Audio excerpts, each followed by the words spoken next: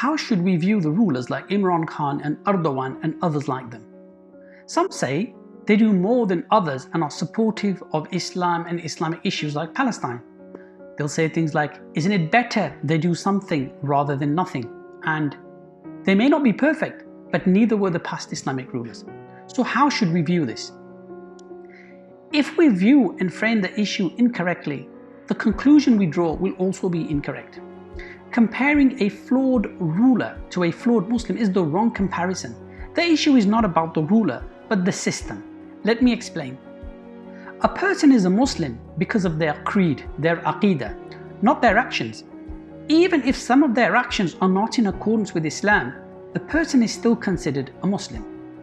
Similarly, what makes a state Islamic is the constitution of the state. That's the aqidah of the state. Even if some of its actions are blameworthy, it is still classed as an Islamic state. So if a person has a non-Islamic creed, i.e. they believe that Muhammad was not the final messenger, even if all their actions agree with Islam, that person would still not be considered a Muslim. If a state has a non-Islamic constitution, i.e. they believe in a secular constitution where legislation is determined by people, like in Turkey and Pakistan, even if they pass laws which are in accordance with Islam, it would still be considered a non-Islamic state.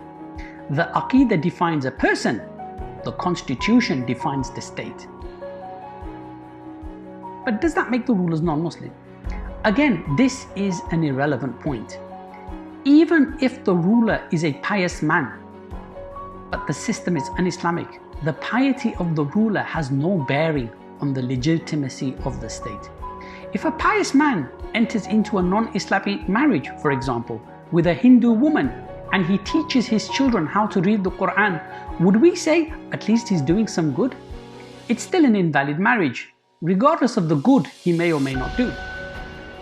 Now, appointing a pious man in a non-Islamic system doesn't make the system Islamic, regardless of how well he may be able to recite the Quran, because the state is defined by the constitution, not the piety of the ruler.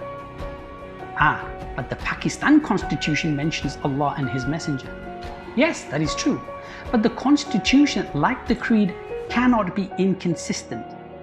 The creed of the Qadianis mentions Allah and His Messenger, but the inclusion of Ghulam Mirza negates the creed.